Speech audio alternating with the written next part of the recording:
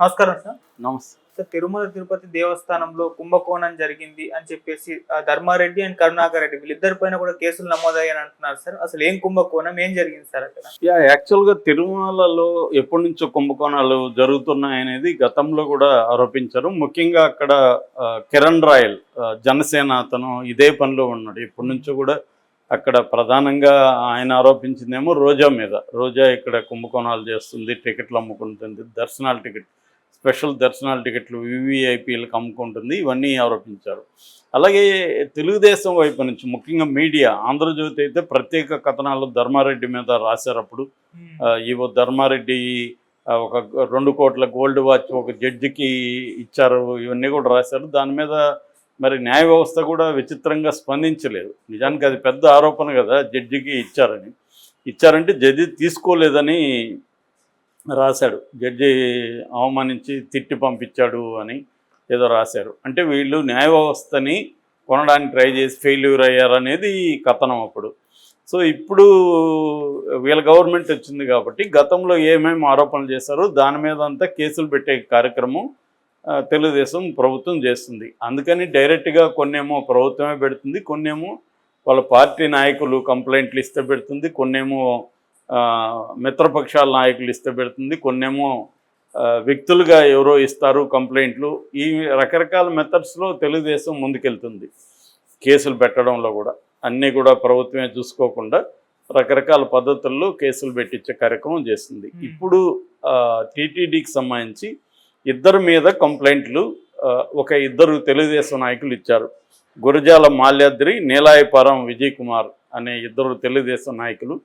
వీళ్ళిద్దరూ నిన్న నీరబ్ కుమార్ సిఎస్ని కలిసి కంప్లైంట్ ఇచ్చారు. వీళ్ళు ఇచ్చిన దాంట్లో ప్రధానంగా ఏంటంటే ఈవో ధర్మారెడ్డి, అక్కడ టీటీడీ చైర్మన్గా ఉన్న బోమన కరుణాకర్ రెడ్డి ఇద్దరు కలిసి కుంభకోణాలు చేశారు అని చెప్పారు. ఇందులో ఏంటంటే శ్రీవాణి టికెట్లను అక్రమంగా అమ్ముకోవడం ఒకటి, రెండవదేమో గెస్ట్ హౌస్లకు భూముల కేటాయింపులు అక్రమ పద్ధతుల్లో ఇవ్వడం, ల్యాండ్ కేటాయింపులు, మూడవదేమో బడ్జెట్ని విపరీతంగా పెంచేశారు.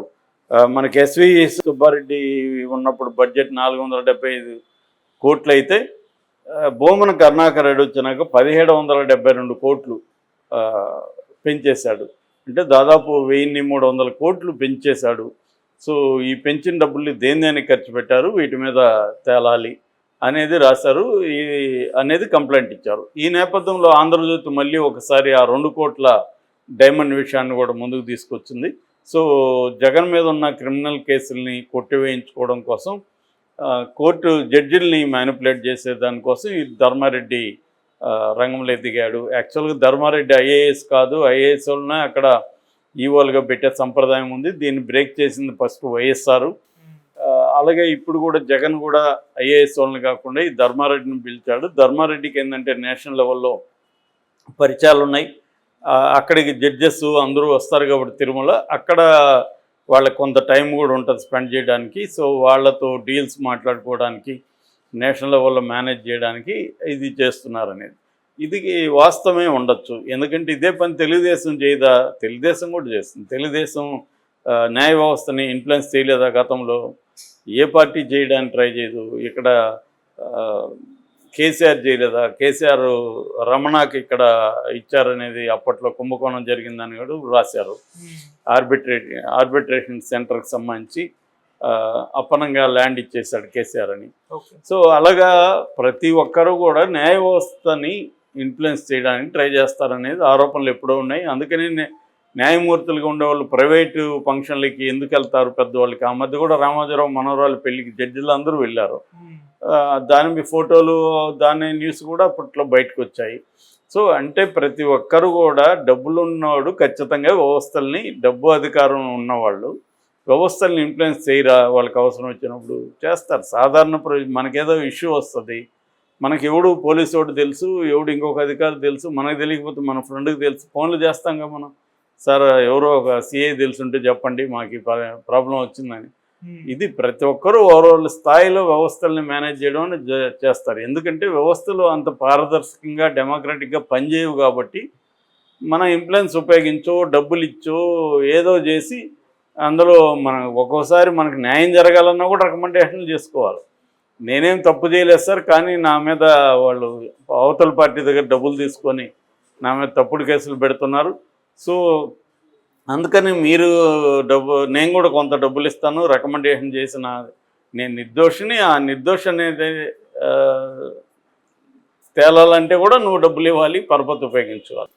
నువ్వు నేరం చేసినోడే వ్యవస్థలు మేనేజ్ చేస్తాడనేది అబద్ధం. నేరం చేయకపోయినా నిర్దోషి అయినా కూడా నువ్వు వ్యవస్థలు మేనేజ్ చేయకపోతే నీ నిర్దోషిత్వం అనేది ఇక్కడ బయటికి రాదు. ఇది మన కండిషన్. అందువల్ల ఈ రియాలిటీ అర్థమైనప్పుడు అధికారంలో ఉన్న జగన్ అయినా, చంద్రబాబు అయినా, పవన్ కళ్యాణ్ ఇంకొకటి అయినా ఇవన్నీ మ్యానిపులేట్ చేస్తారు. మొన్ననే మనకి కల్కి ప్రొడ్యూసర్ నోర్జార్ మళ్ళీ సవరించుకున్నాడు. పవన్ కళ్యాణ్ 1000 రూపాయలు పెంచుకోవచ్చు కదా టికెట్ అన్నాడు. సో 1000 రూపాయలు పెంచడానికి అతను ఎలా చేస్తాడు అలాగా? దాని మీద కోర్టులో కూడా పెండింగ్ ఉంది. ఆ కోర్టులో ఏమి తేలదు. సో క్లియర్గా ఏంటంటే మనకి అధికారం ఉన్నప్పుడు దుర్వినియోగం అనేది ఖచ్చితంగా చేస్తారు. అబ్సల్యూట్ పవర్ కరప్ట్స్ అబ్సల్యూట్లీ అనేది ఎప్పటి నుంచో ఉన్న సామెత. కాబట్టి ఖచ్చితంగా జగన్ పీరియడ్లో తిరుమలను ఉపయోగించుకొని జడ్జిలను లేకపోతే కేంద్ర ప్రభుత్వ పెద్దలను ఇన్ఫ్లుయెన్స్ చేయడానికి ట్రై చేయలేదా అంటే ఖచ్చితంగా చేస్తారు. చంద్రబాబు చేయడా ఖచ్చితంగా చేస్తాడు. చంద్రబాబు ప్రత్యేక విందులు ఇవ్వలేదా జడ్జెస్కి, ప్రత్యేక గిఫ్ట్లు ఇవ్వలేదా? అట్లాగే అమరావతిలో ల్యాండ్స్ కేటాయించలేదా? ఇవన్నీ జరుగుతాయి. ప్రతి ఒక్కరు ఏంటంటే ఎక్కడెక్కడ రాజకీయ నాయకులు ప్రాబ్లమ్స్ ఉంటుంది. ఒకటి సిబిఐ లాంటి ఇన్వెస్టిగేటివ్ ఏజెన్సీలతో ఇబ్బంది ఉంటుంది. రెండవది న్యాయ వ్యవస్థ. ఫైనల్గా న్యాయ వ్యవస్థలు దిగాలి. వీళ్ళు అధికారంలో ఉన్నప్పుడు ఖచ్చితంగా అవినీతికి పాల్పడిన రాజకీయ నాయకులు ఎవరు లేరు.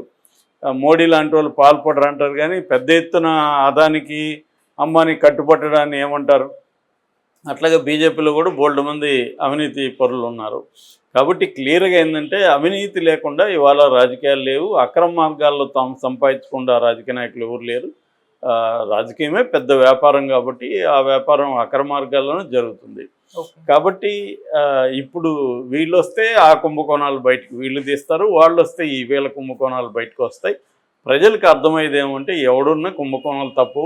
మనకు ఒకసారి 5 ఏళ్ళకి వీళ్ళ మీద మొహం ఎత్తి వాడిని పెట్టుకోవడం తప్ప వాడు చేయడానికి ఏం గ్యారెంటీ లేదు కదా. ఒక్కొక్కడు అక్కడ ఎవరు గుంటూరు ఆయన పెమ్మసాని చంద్రశేఖర్ ఎంత డబ్బులు ఖర్చు పెట్టాడనేది కథలు చెప్తారు. అట్లాగే చంద్రబాబు ఇచ్చిన చాలామంది విపరీతంగా ఖర్చు పెట్టారు. ఇంకా వాళ్ళకంటే ఎక్కువ జగన్ వైసీపీ వాళ్ళు చాలా చోట్ల వీళ్ళే ఎక్కువ డబ్బులు ఇచ్చారు ఓటర్లకి. మరి వీళ్ళు ఓడిపోయిన వాళ్ళు ఎలాగో ఏడుస్తుంటాడు. గెలిచినోడి పరిస్థితి ఏంటి? వాడికి అధికారం ఉన్నప్పుడు మళ్ళీ తను పెట్టిన డబ్బులు లాగాలి, మళ్ళీ నెక్స్ట్ ఇన్వెస్ట్మెంట్కి కూడా దీన్ని ఉపయోగించుకొని డబ్బులు పెట్టుకోవాలి. మరి ఇవన్నీ ఎక్కడి నుంచి వస్తాయి? సో కుంభకోణాల నుంచే వస్తాయి. ఆ కుంభకోణాలు ఎక్కడ వీలైతే అక్కడ ప్రతి ఒక్కడు చేస్తాడు. అలాగా వైసీపీ వాళ్ళు చేయలేదనేది అబద్ధం. ఖచ్చితంగా చేసుంటారు. తిరుమలలో ఎందుకు చేయరు? తిరుమలలో అధికారాన్ని ఉపయోగించుకొని తిరుమలలో ఉన్న ఆ పరిస్థితిని ఉపయోగించుకొని ఆ జడ్జిలు వీళ్ళందరూ అక్కడికి వస్తారు కాబట్టి వాళ్ళని ఇన్ఫ్లుయెన్స్ చేయడానికి ఖచ్చితంగా చేసి ఉండొచ్చు. సో వీళ్ళు వచ్చారు కాబట్టి కుంభకోణాలు బయటికి తీయడం మంచిదే. వీళ్ళు వచ్చినా చేస్తారు, వాళ్ళు వచ్చినా మళ్ళీ తెలుగుదేశం వాళ్ళు మీద కుంభకోణాలు మళ్ళీ బయటకు వస్తాయి.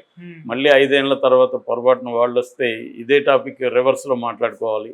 కాబట్టి తిరుమల అనేది ఖచ్చితంగా అసలు ఈ దర్శనాలు, ఈ వివిఐపీలు వ్యవహారాలు ఉన్నాయంటేనే అక్కడ అక్రమాలు జరుగుతాయని. అందరికి సాధారణంగా ఉండే, అందరికి ప్రజలకి ఈక్వల్గా ఉండే సిస్టమ్ ఉంటే జరగదు. అట్లా లేనప్పుడు జరుగుతాయి. పేరుకి దైవభక్తి కదా. నేను అందుకని చాలాసార్లు చెప్తుంటా, వీలైనంత థియరీ ఫాలో అవుతారు. మరి అంత దైవభక్తి ఉండేవాడు నువ్వు, నీకున్న ఇన్ఫ్లుయెన్స్ ఉపయోగించుకొని దేవుడి దగ్గరికి పోతే దేవుడు నిన్ను కరుణిస్తారా? కరుణించకూడదు కదా ఆ దేవుడు. మరి ఆయన నువ్వు అందరు భక్తుల్లాగా రాలేదు నువ్వు, కాబట్టి నేను నిన్ను స్పెషల్గా ఏమి చూడను, కాబట్టి నీకు ఇబ్బంది కలుగుతుంది, నువ్వు అందరిలో లాగా నువ్వు కూడా కీలో కష్టాలు పడరా అని చెప్పాలి కదా దేవుడు.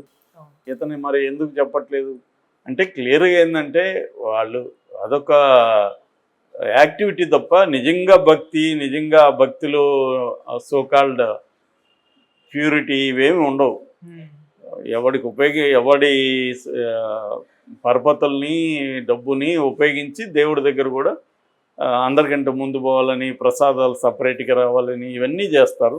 ఇవన్నీ చేసే పరిస్థితి ఉన్నప్పుడు ఆ సర్వీసెస్ని వీళ్ళు ప్రొవైడ్ చేసినానికి వీళ్ళు డబ్బులు తీసుకోరా, తీసుకుంటారు. వాణి టికెట్లు కాబట్టి ఇంకో తెలుగుదేశం వాళ్ళు అమ్మరా, ఇప్పుడు తెలుగుదేశం పిల్లలు అన్నీ కరెక్ట్గా జరుగుతాయాడా, ఏమీ జరగదు. వాళ్ళు చేశారు కాబట్టి వీళ్ళు ఇప్పుడు వచ్చి బయట పెడుతున్నారు, వీళ్ళు చేస్తే రేపు వాళ్ళు బయట పెడతారు.